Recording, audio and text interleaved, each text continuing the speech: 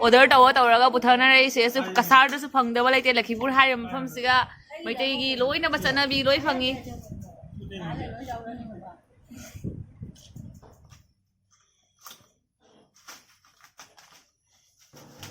mayam pudamapu taram na okjeri aigi anova video siga ai handak matam sangna video khara nam video nam zarudre ado mayam na warovi gano aduna aigi alikpa aigi nusijaraba viewers singna video sibu full oni yengbiu kwa thebong maruga usoiga ironjage amana nga atawba thongjage kasar style da do mayam jingmina sipunna do mayam charga hawra hawtabra so haijerake thebong maru se Hoistiga theo maruga ni usoi ka si iron basina hena pakcha ba hele ba ko khangde mi apamba ha ka dra teng adon theo maru se maku angang ko se khoktra sne dum khoktra su jai ko adona khokcha tre aina talna adona sina row hari banga aduni nga sing haraga to khangnei ko mayamna to mayam nu sibre sina lupa man hari banga aduni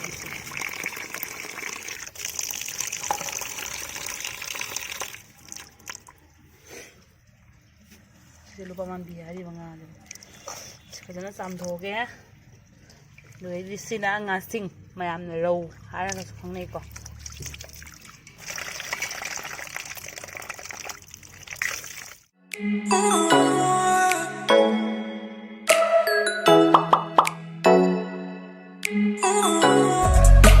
siga lai row nga sing haraga su khangnei ko phajana samdore marum se am phajiyeba marum se jingalake ko Sao yang phase se bora hawra chari hawdoi ni se bora hawra cha na thamgro ma se thamjan bora hawjikti hawroi nei lupa man miduri hazana da yen hange puthoro unta haji singa sing se alu ga khamin simbi ga hapa ga phajana thongani sigale lupa man bi sini lupa man bi me ana lupa man bi hai banga se karino ana khangdaba mina hangba jawre ba koi imphal lagi ni hai ado lupa man bi hai banga se sini lupa man bi ai se lupa man ba masak se machu se lupa man ba aduna machu se jamlang ba am phajaba ado lupa man bi hai ra khangne atobal kai mi hai na ga mayang ronda kari huga hai ga su khangne ai khoi ma hai ba Kay hugay na ngay do. Hugay ka wala mayang mo. Oh, oyo ngani na dulu. Jengkang tum khara tayo ko. Oh, usoy ka thebang maru ka phutli si kai siga.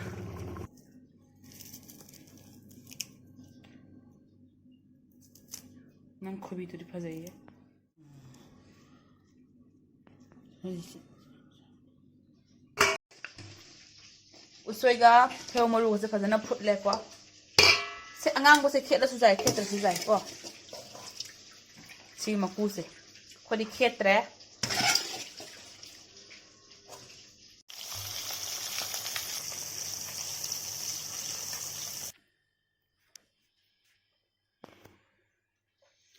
jenam na thau jai rage na kupi oh no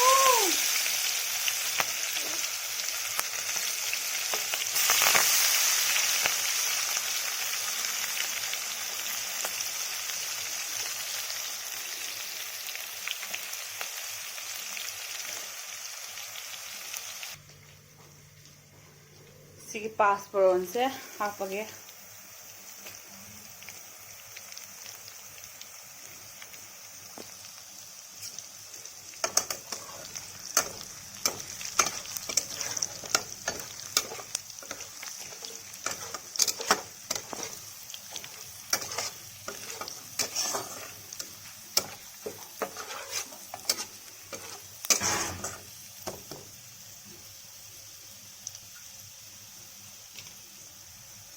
Halo.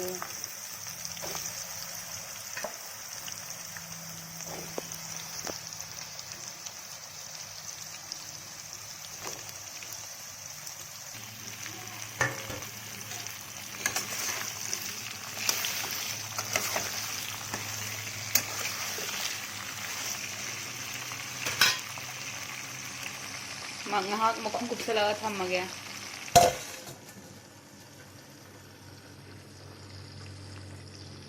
mai se yang kan kha da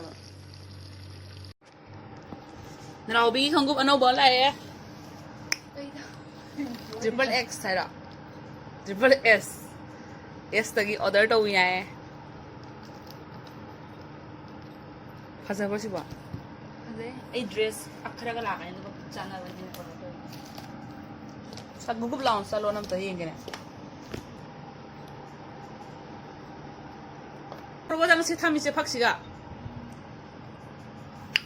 สิกีเว็บไซต์เรานั่งสิบุกรีโน่ SS triple S เว็บไซต์ที่ออเดอร์ตัวยังไงไอ้จะอุปกรณ์อะไรหรอ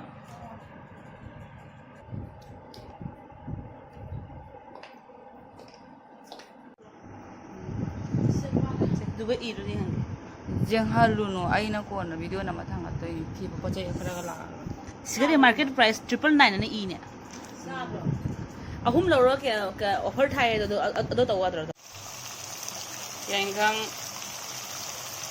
ยังมารุยฮาปกังเอาจระเกะเบดีซีรา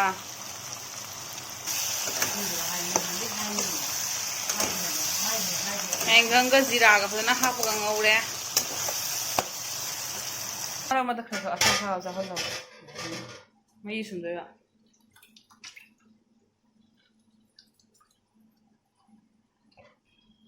ทุกอีเนี่ยทุกช่วยบ่ไอ้ที่จะสาริมิสิทุกช่วยมั้ยทุกตัวมันยาวมันช่วยทุก好一下吧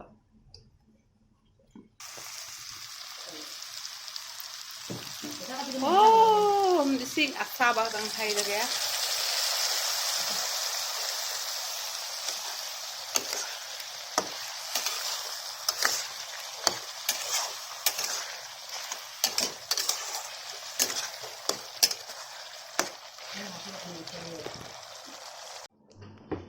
โอ้ยฉันจะได้มากู้งานว่าเข็ดปะก็ถ้าพวกเราจะบะมีฮันูบิเลยบะมีน่ะปังเข็ดประตูคอยงำเด้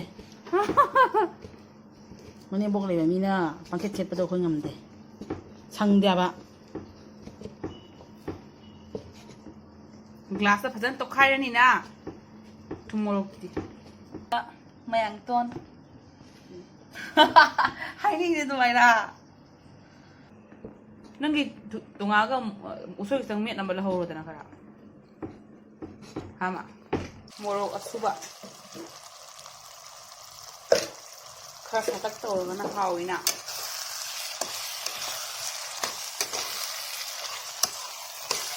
ดูว่ายงสักก็จริงก็เสียจะแค่หาพอแก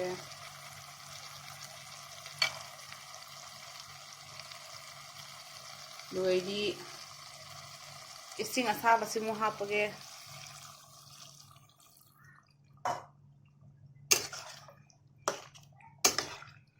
แม่อาลูซิงง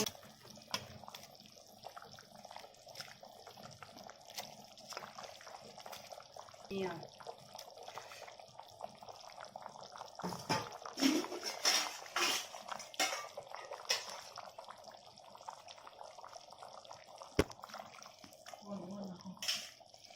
คุณกุศลจิระดูสันกันละทุ่มทักสิ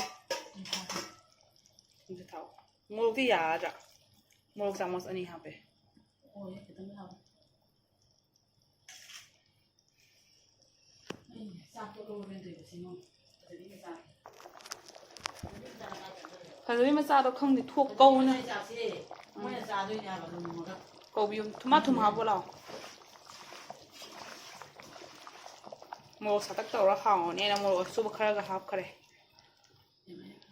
เจ้าเชี่ย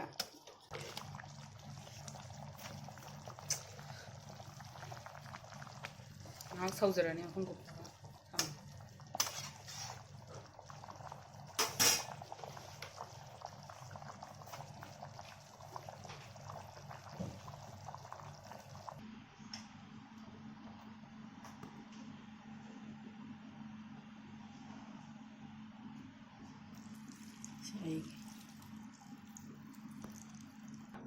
Bener ya?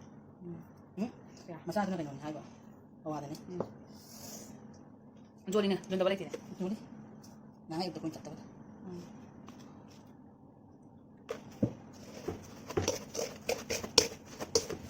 Hey, belum cakap mana?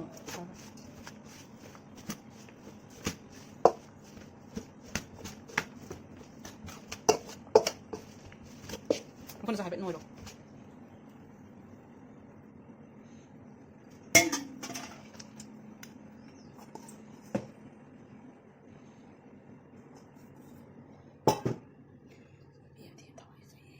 ว้าวก็ฟ้าจะมาพอดีกอมเซ่อาจจะตรา好了，知道没有？พอดีกอมจะหักเสร็จแล้วนี่นะ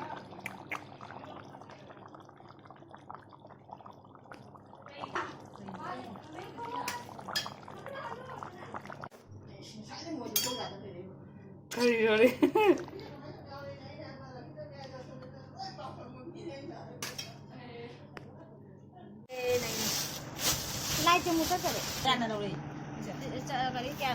Sini ini hai tu. Nama mana ada dari semua nak guna lagi. Guna hai dah guys. Dari makai jual. Tapi yang ini deh. Ajar macam ni. Tadi makan apa? Kasih. Apa ni macam je cari mana tra? Kasih. Kalau nama ai kung kan nama tu. Jadi mak kuning apa ni? Sisi dah mau gaya dah.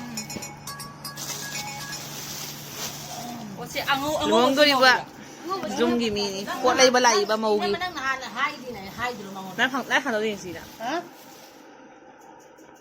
Kalau lagi. Kasih kasih ko. Mayam pam bayar wirat di laki pun dah lap bi bayar kan ni. Sisi thamang gi mama. Sini masih man. Orang mama manja. Kasih dah kan ni. Sini kan ni. Ani Si ano thoi ra si cha. Wow. Sini nang gi ga. aduh ni. Asyik mau gi. Si mau gi ra. Mana wang kau? Oh. Hari hari ni si mau. Pasai ni. Pasai. Sini mau sini thamang magi. Thamang magi. Sini mau gi. Ada ini. Sini mau han gi. Masih man gi. Sini man oi dori ba. Sini thamang nama. Sini thamang magi. Thamang nama. Thamang mama. Sikale tu. Kira pada tu jadi ni. Sa bazaar na lagi niya mapot lagi ba duhong bagi. Dugay di saya. Ya tu nan berapa mapan nasi muse. Sina ka nagi. Asyik nak tejau gigi. Sini ni coba bigi ra. Sina aku ni cau bigi yung se. Sina ako ni coba bigi. Apa ngah muse pada roi terus yung se. Ah, pasari. Jengga. Haze. Mama susah nak drama ni. Lau sero. Zare da. Makis hai. Mau gi. Sina terus ya. Ada sih saya Sini sini yang pula. Apa ada cuma leceh ni pang dapat ama hap pada hap tadi ada. Sana ihe. Sana. Lagi. Sina nangi. Haze. Sih. Tadi blouse apa jual mi tu dia. Bazo. Lakipur lagi dai balai ni abaste. Kun mama oi kun gi kun mama gi. Kaya kun mama madun sa. Sina mau ahan. Maya dah lagi dia jawab. Jangan mana.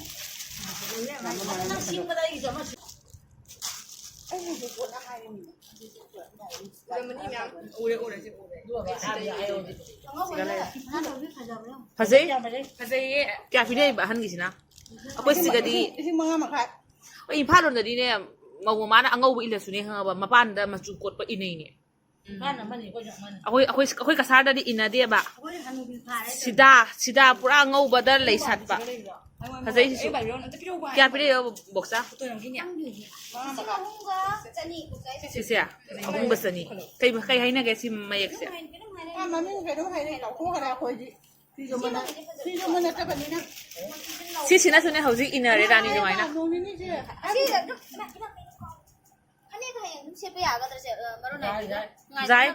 Mi miam tong na re si sumai na. No isu male ba. Ha? Kai ma tu. Ay gira. Si machu.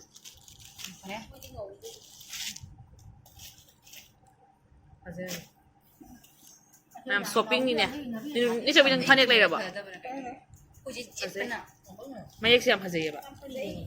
Sini kan ayo. Ai kan bi. Ni sabi kya pili ni sabi siya. Store mo ka. Hangdawa lai te akhoi siga su Imphal lagi putharai mi. Order tauraga puthana rai se su kasar da su phangdawa lai te Lakhipur hai mafam siga maitai gi loi na basana bi loi phangi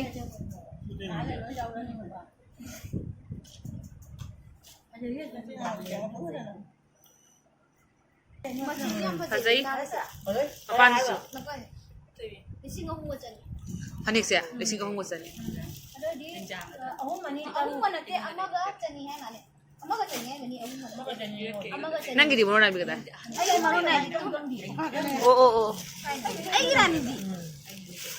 Ay girani daw. Ay di Andre no ay. Oo nang rani ziyan. Ano kay nung kawala nang kaliwa. Wang kay. Ano din na bro siya?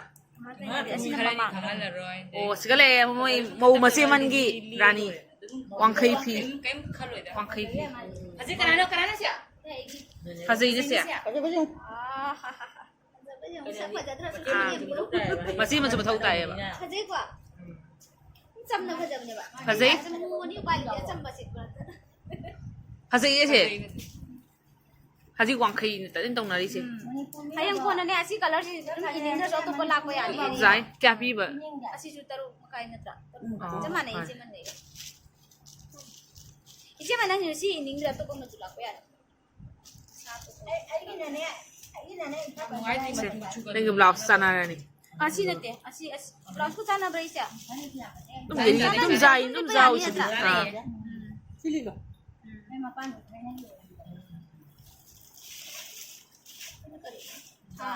Siga panik tu ba? Zara ni. Si panin na si. May si buharin mo. Siga. Mogi panin.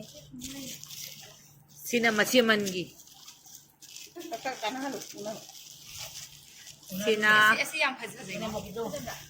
Sina ako'y nito bigi. Se thamage. Siga. Se mani bugi blouse ti.